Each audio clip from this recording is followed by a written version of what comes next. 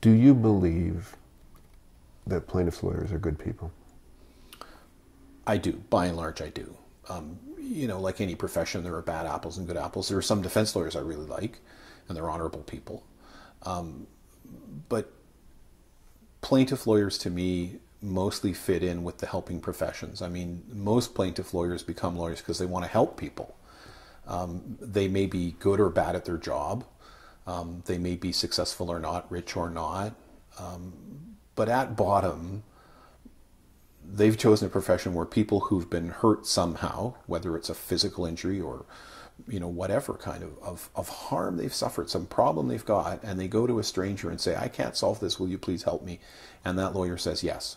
We get called ambulance chasers. And I guess the theory behind the ambulance chasing is that when we win, we can make a large sum of money. We get typically something, a third more or less of the fee in the case would be our fee.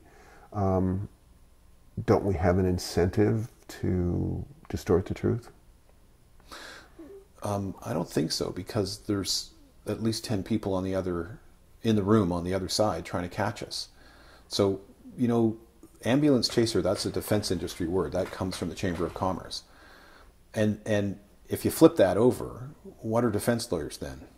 They're the ones who sabotage the ambulance. They not only don't want the plaintiff to get paid, they don't want him to get any medical care either.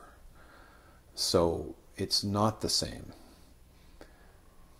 Sabotage the ambulance. Yeah, so President Reagan said one thing that I really approve of, and that is justice delayed is justice denied. So for the plaintiff who's been out of work, who's injured, who's not getting medical care because he can't afford it,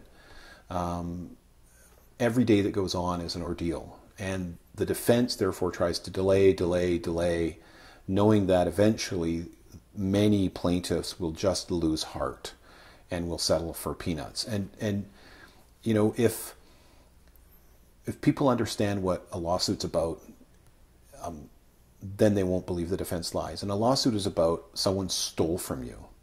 Someone hit you with his car, or you fell down in a store because they didn't take care of the floor, whatever. You were injured somehow. And what the defendant has stolen from you is your health, your job, your future, your happiness. And he has to pay for it. So imagine if somebody stole your bicycle and you caught him, but he destroyed your bicycle. And he said, I tell you what, I'll pay for the front wheel. Just the front wheel, then we'll be square. Well, nobody would tolerate that. But that's what the defense industry wants to do. They want to pay less than is fair. And they argue that if the plaintiff gets what he's entitled to, somehow he's won the lottery, or he's cheated, or some horrible thing's going to happen to the banks or doctors or something, none of which is true.